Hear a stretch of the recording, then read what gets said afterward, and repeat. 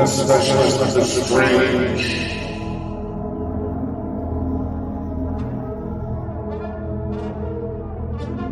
Meets the age of darkness.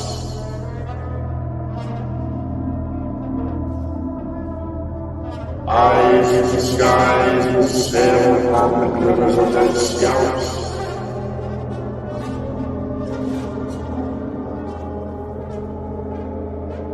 And ponder the insanity that comes with their adventure.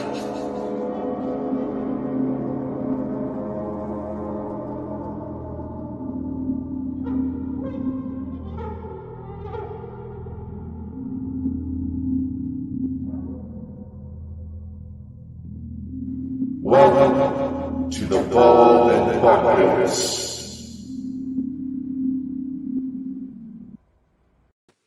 I must say, that's a great you made. Oh, it's kind of like echo, isn't it? It's kind of the ominous echo echo. there. You know, hey everybody in the chat. Listen, we are joined tonight by our first ever guest on the channel. Mm-hmm. And you know, it had to be someone special, it had to be someone amazing with a great channel himself. Drew from Living History comes alive. So, Drew, how are you tonight?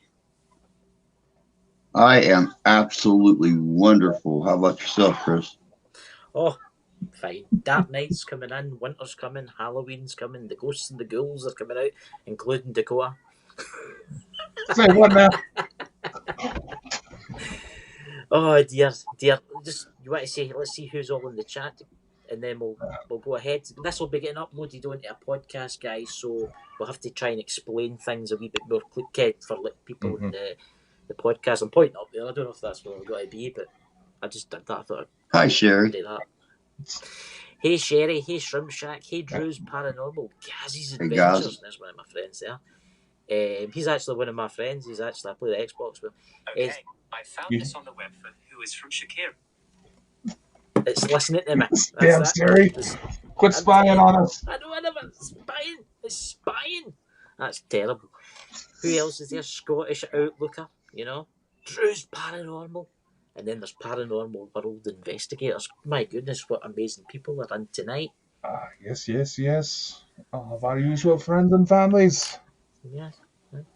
So we've only got really an hour to do this because it is getting uploaded on to a podcast. So without further ado, I'm going to ask a couple of questions, then I'm going to let my friend here, Dakota. See, I'm on the right side tonight, guys. I came with the point. See, because he swaps me about. You know? Okay. That's terrible. Anyway, without further ado, welcome Drew to your new channel. Bald and Bonkers, obviously. We're bald. Yes, we are definitely bonkers. As you can So, Drew, can you please tell It's a very fitting name. bit about your... I know. We should have called ourselves Handsome Bald and Bonkers, but he didn't want to allow me, you know. Because I want to be alive for you. Well, without further ado, because we've only got about 55 minutes left. So, Drew, please tell us about the place you were at on Saturday, because I want to hear all about this. Well, last Saturday, I went to a. It was called DeadCon. It was down in Fort Wayne, Indiana, at the downtown Coliseum, and it is actually the Midwest's largest gathering of paranormal investigators, enthusiasts, fans. It's also a horror convention. Mm-hmm. We had horror actors. Danny Trejo was there. The ghost hunters were there. Ghost seekers. 150 vendors plus local paranormal investigators and stuff set up booths down there. It was amazing. I mean, I talked to so many people, got so many contacts. For those of you that grew up in the 80s, Lita Ford was there. I was born in the 80s. Does that count? I wasn't even around then. I was born in 1981, ladies and gentlemen. Yes, I grew up in the 80s and I miss the 80s. Now, I grew up in the 70s and 80s, and I remember Lita Ford when, when I was in junior high school. And to actually meet her was really, really cool. I didn't like her bodyguard. He had an attitude about things, but Danny Trejo, the actor Danny Trejo, was there, and he spent more time on the floor with the guests than he did behind his table. That's good. He was out there meeting people. I got a picture of him with my daughter's best friend, and then we were all outside smoking a little bit later, and he come out and grabbed her from behind, was hugging on her and stuff, and scared the hell out of her. And I got another picture of him outside hanging out with us and stuff. It was very, very cool. Very, very, very cool guy. It sounds amazing. I would love to go to one of these places, one of those events, maybe in the future. Once Bald and Bonkers gets bigger, Oh, yeah. So you guys, please give us a subscribe. Especially, remember, Dakota, where are we live on tonight? We are currently live across 3 different channels, the Bald and Bonkers channel, as well as Age of Darkness and Specials of the Strange. As well, later, we'll also be on Amazon, Spotify, Google Podcasts, anywhere you get your podcasts from. We're trying to get this up on there, so there's plenty of stuff for everybody. Yeah, it's good to listen to back to, because come to Spotify. I like going to Spotify to listen to this. I'll listen back to this tomorrow when I'm out walking the dog or whatever, because sometimes you get EVPs, you get things. Yeah, especially when we're where so many haunted people round about us. So Drew, you were telling us about an investigation. Oh, so Drew, you were telling us about an investigation you were on. Could you tell us a wee bit about that? Man, I'll tell you what. We had an investigation last night. I got up about 4 o'clock this morning and started editing it, and I think I finished editing at about 3:30 in this afternoon, which was an hour and a half ago. So almost 12 hours of editing. This is our second time being at this location. We went there last year, and my God, it's one of the most active, eerie places. Number one, there's a witch buried there. Right. It's not just a rumored witch. I mean, she was actually accused by her own family to the point where they insisted she be buried in a Christian graveyard, but since they couldn't put her in the ground for fear of contaminating the ground, the holy ground, they put her above the ground in a vault, an actual concrete sarcophagus. There's been a murder-suicide there. There's been a suicide there. It's just, I mean, there's sounds like that place. Well, my guy that does our research for us, Mark, he was in there talking to one of the sexton early yesterday. Yeah. And I told him, I said, you probably should have asked him if he minded come back and doing an interview with you while we're there. Mm-hmm. Because having his firsthand accounts of taking care of those grounds and seeing those things would have been very cool. And he's like, well, I wish I would have thought about that when I was there. But so what kind of things did you experience? Oh Lord, well, I'll be completely honest. This is one of those grounds that actually haunts my nightmares. And that's actually the title of the video, is This Place Haunts My Dreams. Right. Yeah, last year when we were there, they've got, I don't know, I'm sure in Scotland they have these things called receiving vaults. where I if know what you're somebody talking about. dies during the winter time, they stick them in there until the spring thaw. Then they Yeah. pull them out and they put them in the ground. Yeah. Well, there's only Yeah. like 5 of those still in use in the United States, and we have one of them there. I've heard of them. They don't use them anymore because obviously modern technology and stuff like that. They've got fridges and freezers and stuff. But I have actually seen one. I've been inside one. Very interesting. Yeah.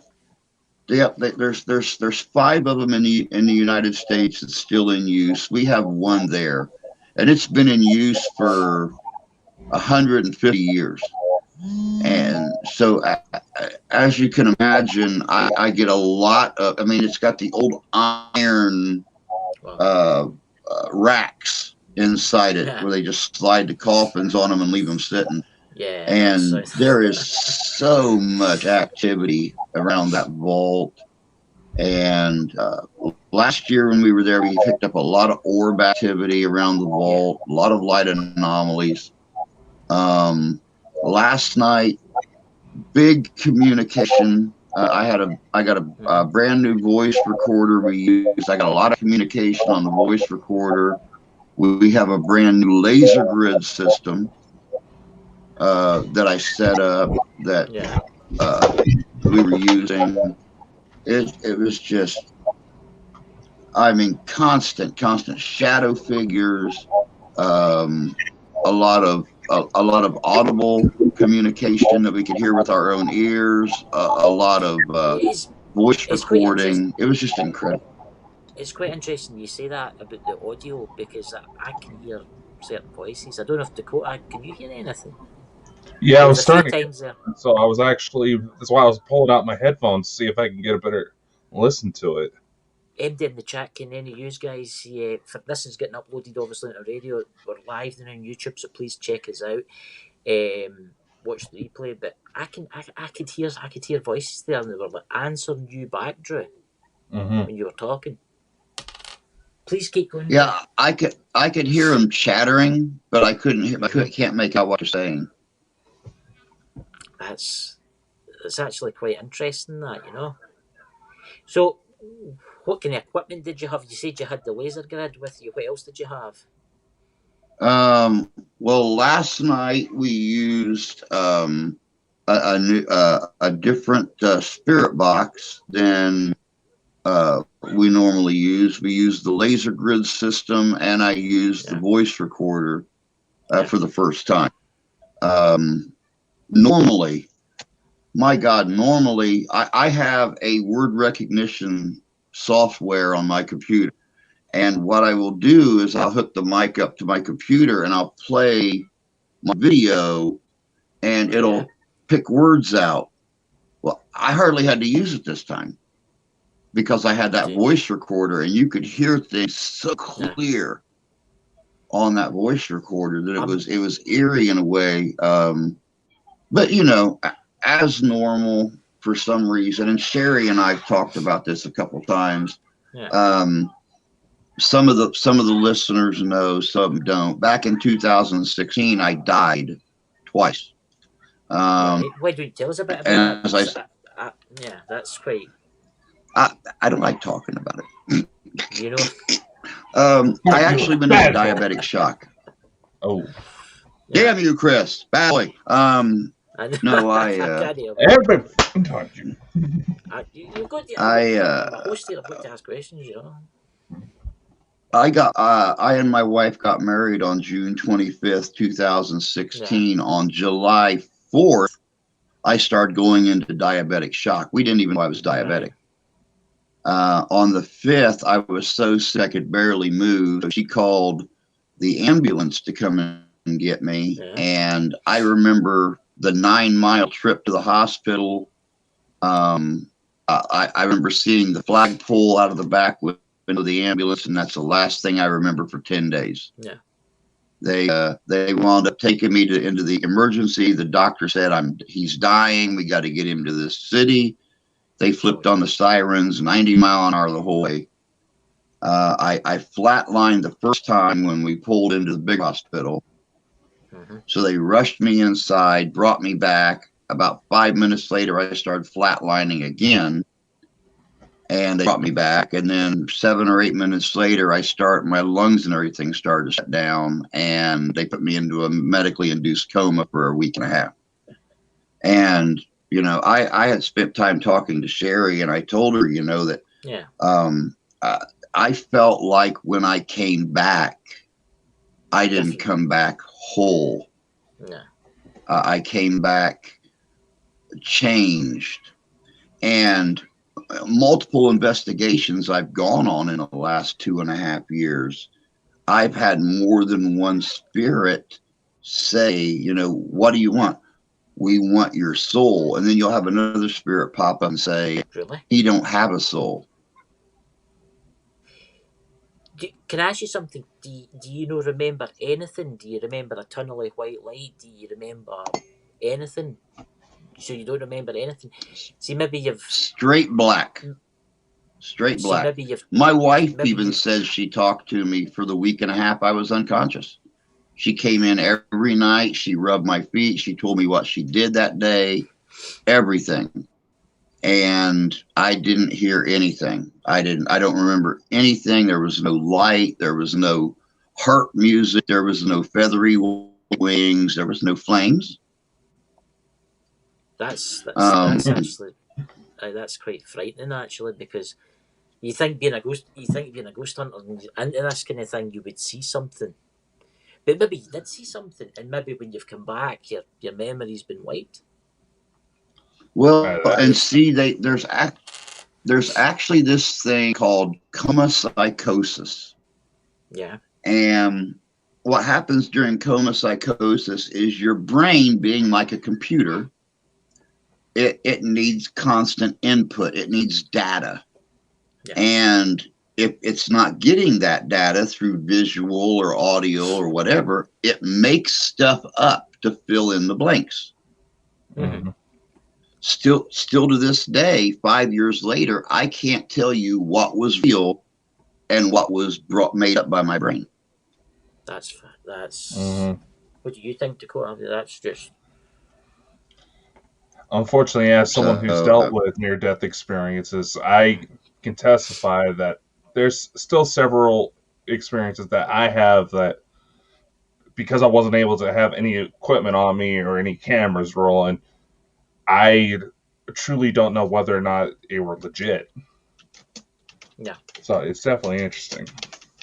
I mean, I've met people that have had near-death heart attacks, near-death experiences, and they've told me that they're like, "Oh, I walked through the tunnel of light, and before me, my mother was standing before me, and she taken me to my family and friends, and there was angels playing harps, and it was beautiful." But then you hear that, and I've heard that multiple times. People have been in car crashes, and people that's the same kind of situation as you, Drew. They don't remember nothing. It's just blackness. That's all they remember. Yep.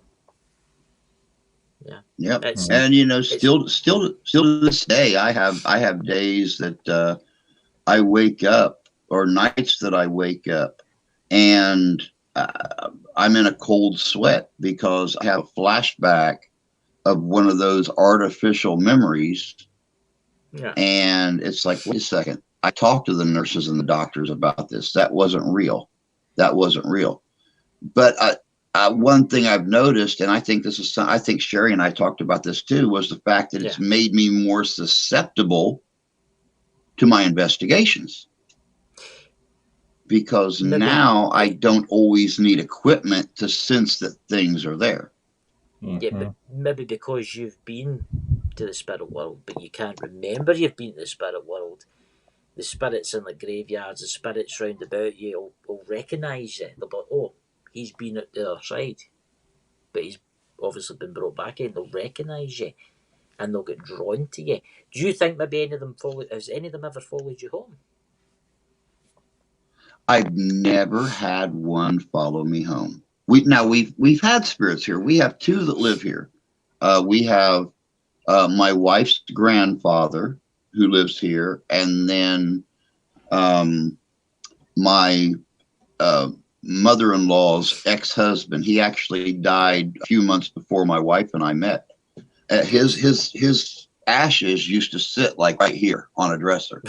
Right. Which is, so I mean, I've got Bob constantly looking over my shoulder on I've everything got I'm one doing looking here. over me. Yeah, I know what it feels like. I know what it feels like because I've got a ghost house. I've got a ghost in my house, and he's standing right behind me right now.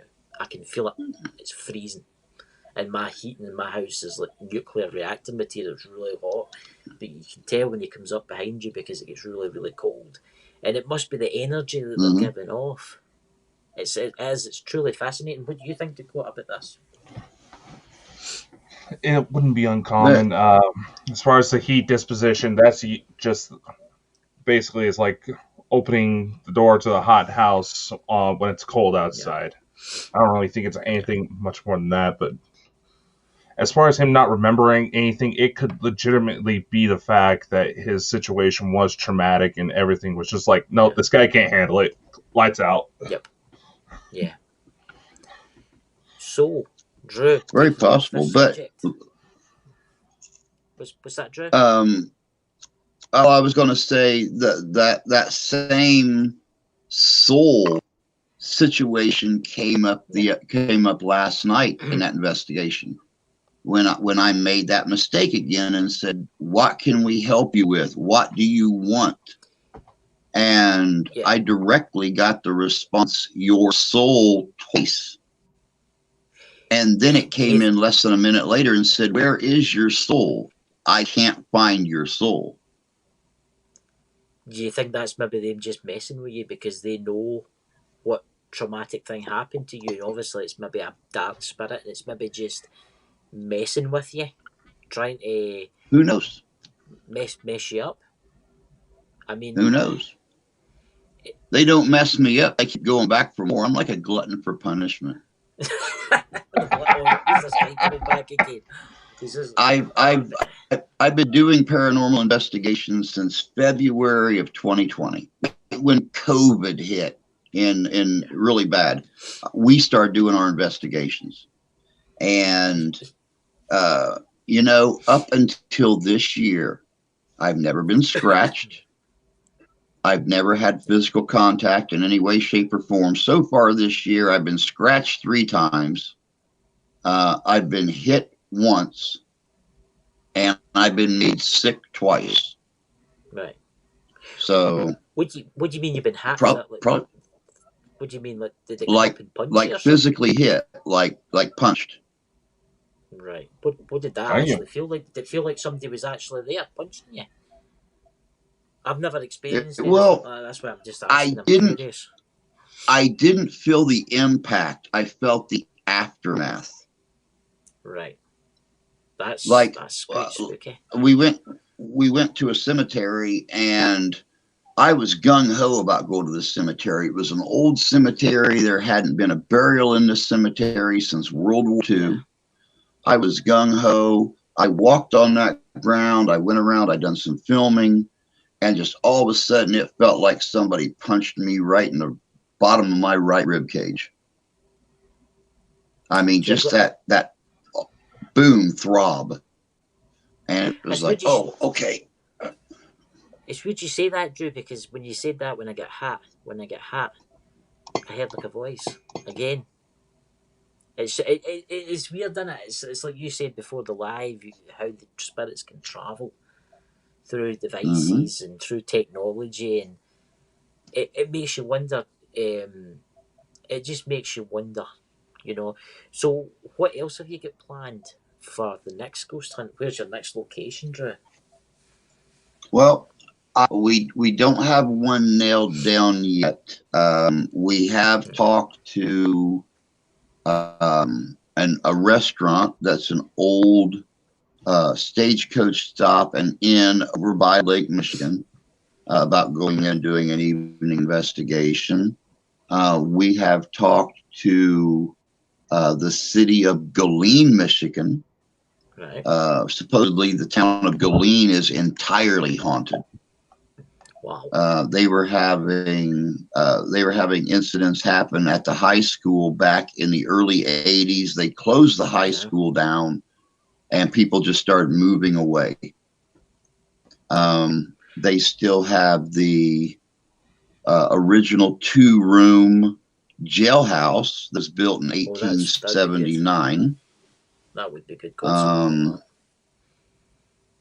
And one of our other guys just got the okay to go into the schoolhouse. We're going to do that sometime around the first or second week of November. The schoolhouse is for sale, so we have to get a hold of the owner to find out whether or not we can go in there. But there's only like 2 or 3 businesses left downtown. There's only like 300 people left in the town. It's died off that much. That sounds amazing. They're having a full town to investigate.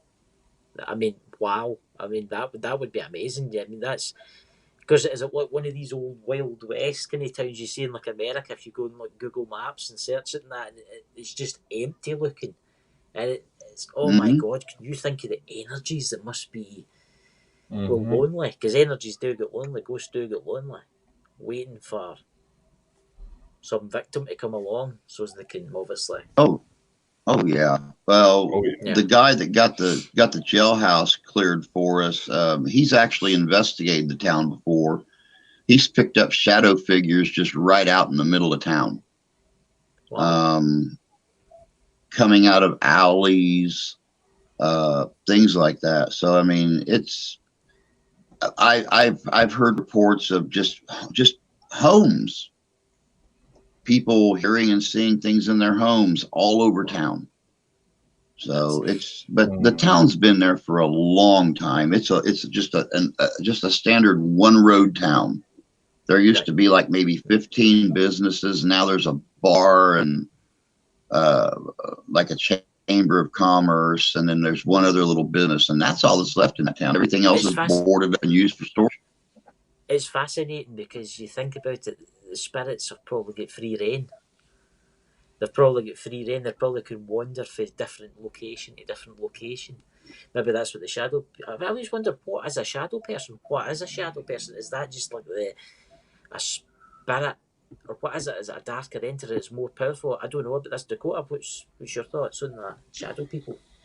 In my experience, a shadow person isn't necessarily good or evil. They're just there. It's just another form of manifestation. You know, obviously people get freaked out because all of a sudden a 3D shadow standing right in front of them, justifiably so. But most of the time most of the shadow entities I've dealt with, they were just guys going about their day, or at least in their perspective. But it's something that would definitely almost like a residual energy.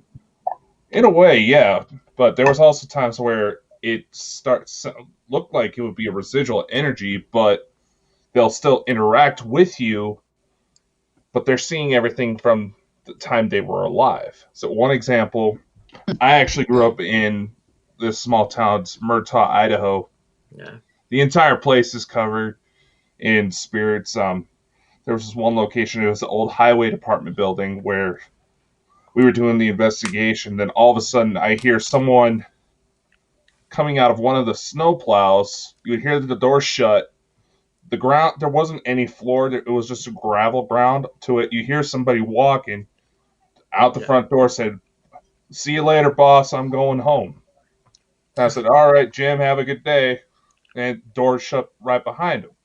I would physically see it, but for some reason it would not register on any of the equipment that I had either. And I physically had to go tell other people that were with me, like, shut up, something's happening. That is fascinating. That I mean, how that can happen. I mean, here's an interesting question for you, Drew. What's the best, I would say, piece of evidence you've ever got in your career of ghost hunting? The best piece of evidence I ever got, and God, how can I say this? The best piece of evidence I ever got, everybody swears it's been faked. Right. It was that good. Right. We were at Riverside Cemetery in Dowagiac, Michigan last year. And we were doing the Lee Mausoleum. Now, in Dowagiac, Michigan, we have Borges Lee, which is a big hospital chain. They're also in Kalamazoo, Michigan, one of our larger cities.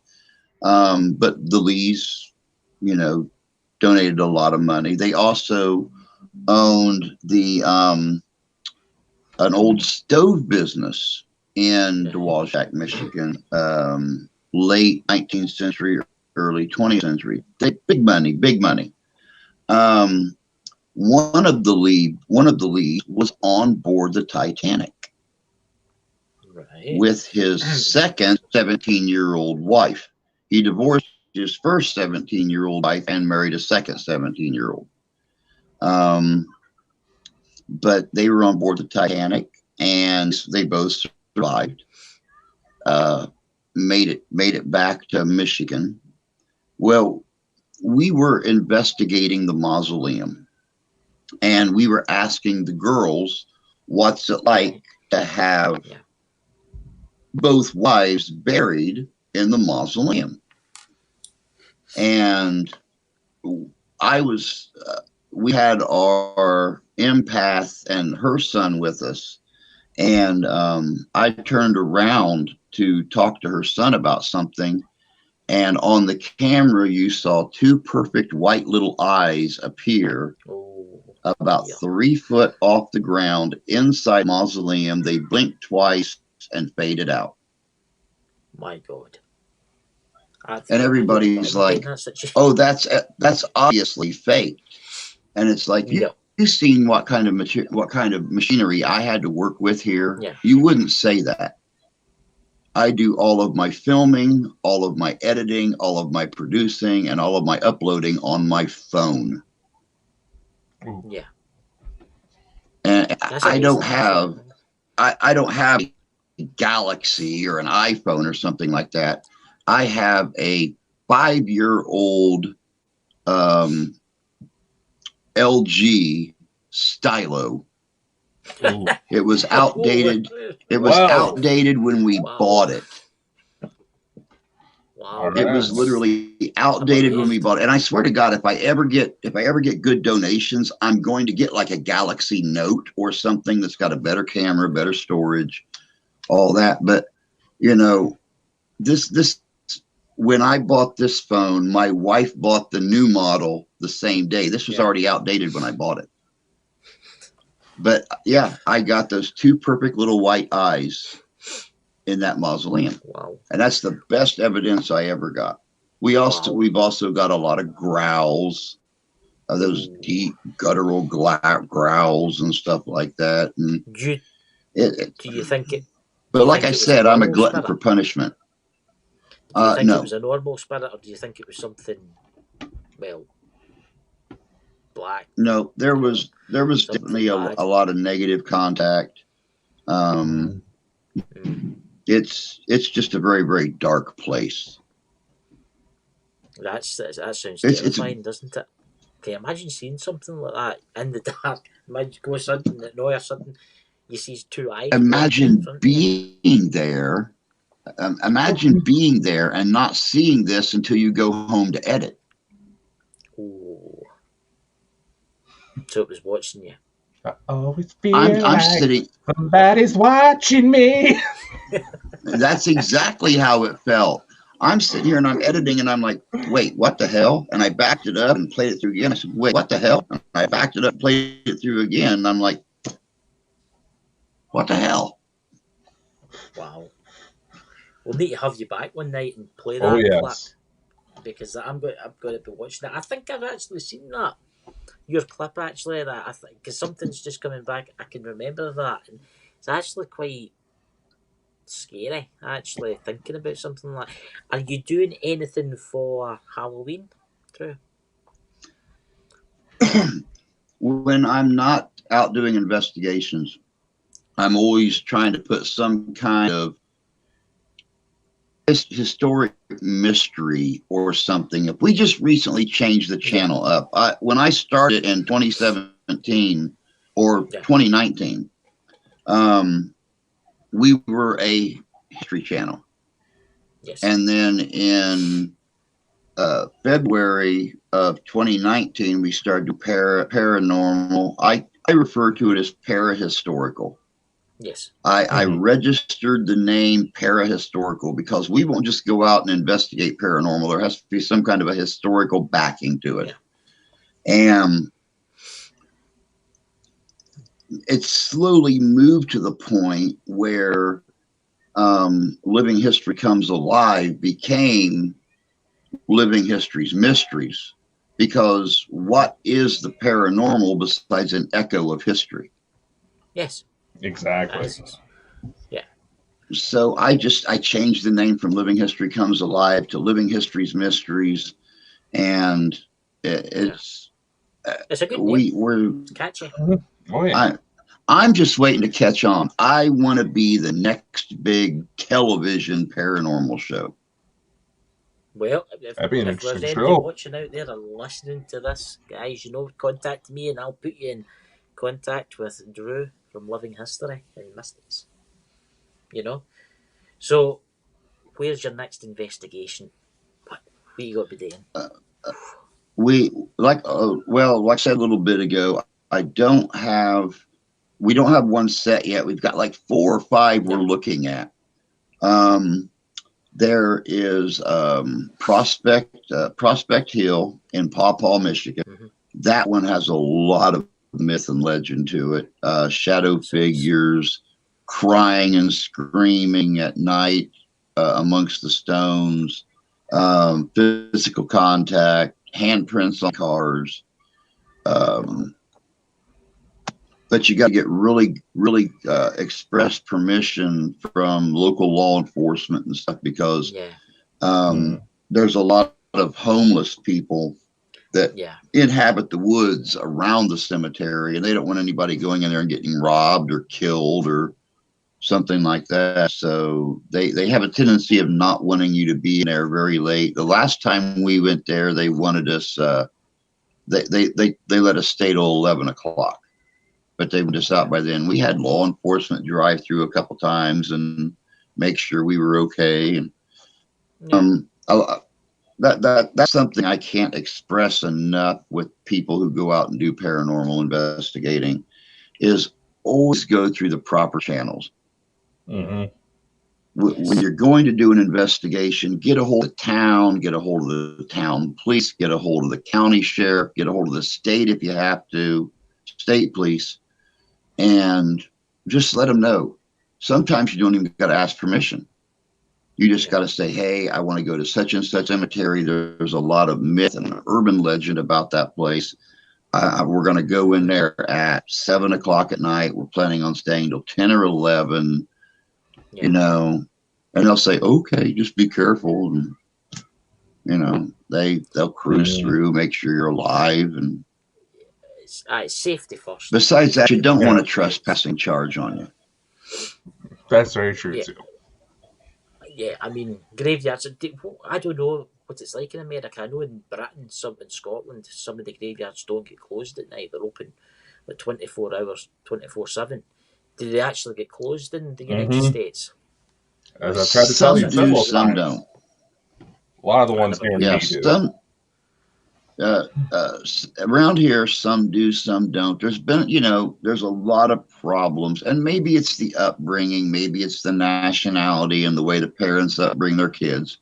But around here in America, we have a lot of problem with kids getting very, very bored, and they'll go in, they'll party and drink, or they'll damage headstones. Or I just watched a video yesterday of a little girl that was suffering from depression, 15 years old, killed herself, and her parents started a GoFundMe account to put a gravestone up for her. And somebody less than a week after she was buried drove in there and ran over her gravestone. What the fuck?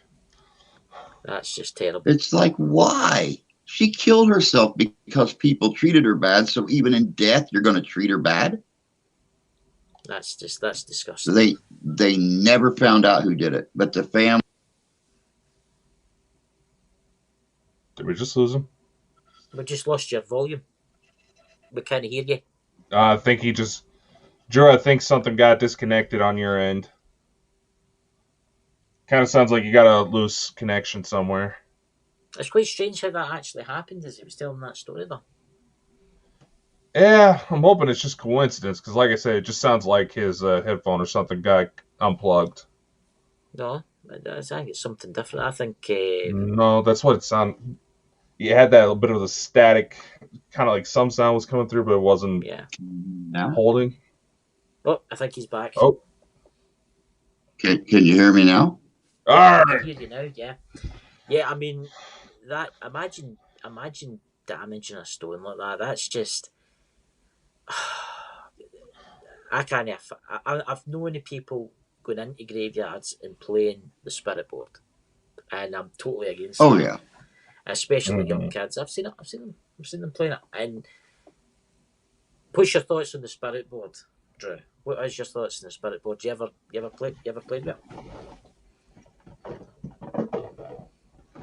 The way I look at it, I've never felt good about Ouija boards. Yeah. My mom had a very bad experience with a Ouija board when she was like 17 years old. Yeah. Her and one of her sisters and some friends got together in an old house. And they were playing with it. And this house was so old, it didn't have electricity. It had the old torch lights on the wall. Oh, right. Oh. Right. And my mom, to this day, 77 years old, will swear 60 years ago they were in there playing with that Ouija board and those lights started flaming up around the wall. She said they ran out of that place, and during the night the house burnt down. That is scary. Oh. I mean, I know So, you're closing down. Ouija boards, I've got a problem with. Now, a spirit board, depending upon whether that spirit board was made by an individual or it was made in like mass production. Mhm. If it was made by an individual and I know that person's intent and where their heart is, I have no problem with it. Especially what do you call them when you use a crystal to scribe with it? Dowsing. Yeah. That don't bother me. I mean, that's a very simple yes, no, right, left. Mhm. But yeah, Ouija boards. Ouija boards are a big no-no with me on investigations. I bring enough bad shit out. I don't need their help doing it. I mean, I've seen people playing them, and I would never ever play one. You couldn't pay me enough to play one. I know, because if you don't shut it down correctly, and you leave a door open, anything can come through. Mhm. And that's what I tried to tell somebody one day, because they were going to do it, and I says to them, I says, listen, I says, but they were adamant. They were dead a couple of nights before they were playing with it, and they were adamant they were talking to their grandmother, right? And I says, listen, it says, doesn't matter, evil demons and stuff like that, they know everything you know, right? And you need to be very careful. Do you know that house to this day is very haunted, and I think it's because of what that person was doing. Never used to be. So Wow. So Dakota, would you like to ask Drew a question? Well, yes. Now you finally let me talk. Sheesh. I know, terrible. So, what was it that got you into this stuff in the first place? Oh, Dakota. Well, when I was 12, so about 1983, we moved into a house out in the country. And this house was originally a one-room log cabin, just after the Civil War. And there was an old man that lived there, and his kids lived about 12 miles away in the nearest town. And one day, they came out there and they said, "Hey, Pop, winter's coming. It's supposed to be bad. Why don't you come back in town with us, stay the winter, and we'll bring back out here in the spring." And he said, me and Mom built this place. We're going to stay here. Or me and the dog are going to stay here. We'll be okay. Well, 5 months went by. They didn't see him. Winter was terrible. It was freezing. And they wound up going out there in early April and found him dead in the house and his dog laid across his lap. Well, as time rolled on, the beginning of the 20th century, they enclosed the cabin inside of modern walls. They built what would become my mom and dad's bedroom and what would become the dining room and turned it into a 3-room house. Yep. And along about 1915, I guess a young girl lived there, and she got jilted by her. She found out that her fiance was sleeping around. Yeah. And she went out in the barn and hung herself. Oh dear. Right. There's 2 deaths. Along about 1950, and 4 rooms later, same thing occurred again. Little girl found out that their fiance had been unfaithful to her, and she hung herself from the staircase railing. Right. And when we moved in there in 1983, it was a 9-room house, and I found out about all this about a week after we moved in. My sister and I kept hearing things going up and down the staircase at night. And we asked our bus driver, who was the daughter to the people that owned the property, and she told us the story of it. So I kind of grew up around it. And, I've always had that interest. And it as I grew older, I'm 53 years old now. It's just, It's manifested in me. It's grown. And now that I'm old enough to do something and go out and research it and check into it and investigate it, it's just really and I've lived in haunted places. I've lived in an old roadhouse. It was a modern house, but back in the bygone days, it was an old roadhouse, a stagecoach stop for people to stop along the way between 2 major cities. And people stopped in there one time. They killed the shopkeep, the owner, and still to this day he inhabits the place. They actually built an apartment on the back of the house. He'd crop up once a month, flip on a light, turn on a faucet. Hey, I'm home. That's pretty much all it was with Charlie. He'd flip on the bathroom light or start a faucet to trickling or something, and you'd be like, okay, I know you're here, Charlie. I'm glad you came back. And you wouldn't hear anything from him for a month, and all of a sudden, light would pop on, faucet would trickle again. Yeah.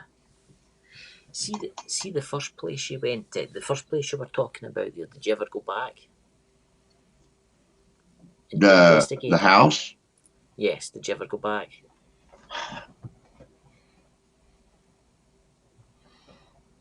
That house was the last place my grandfather worked on before he died. Right. And when we remodeled it. And I went out there about 10 years ago, and they had bulldozed the house and the barns and everything. And it broke my heart. I mean, like I said, that was the last place my grandfather worked on. He used to build houses and stuff. But the funny thing about it is, to this day, when the fields are all plowed and everything, that acre of land where the house and the barn and everything sat is lighter than the field around it. Oh, really? Maybe was there ever any history, like Indian burial grounds or anything in that area to do with that? Not that we know of. No. Not that we know of. That is so strange. I mean, it's possible. It's a mystery, isn't it? I mean, It's the most beautiful thing I've ever saw, because when you're driving up the road, the first thing you do is you're overcome with this grief, and you start to cry knowing your own personal family history with the place. But then when you drive up there, you see this great big rectangle of light tan with dark brown all around it. And it's like, huh, they're still making themselves known. Yeah, it's quite strange that there's nothing growing there anymore. I mean, that's just so. That's actually quite. That's true. When you go to Dakota, sorry, what was that? No, I was just agreeing with what I was saying. That is a interesting story to hear. It's actually very interesting. I'd like to see that. I'd like to see something like that. I mean, I know houses that have been bulldozed down because of things. We are supposed to go back down there in November for Thanksgiving. We're supposed to go down to my sister's place, which is only about 9 miles from there. I will see if when we drive down, I can get my wife to go past the house, and I'll try to take a picture of since the crops are down now. I will try to get to get a picture of that area to see if it shows up on that big light rectangle. Yeah, that'd be really, really good. But my God, look at that! An hour is nearly on us. You know? Yeah.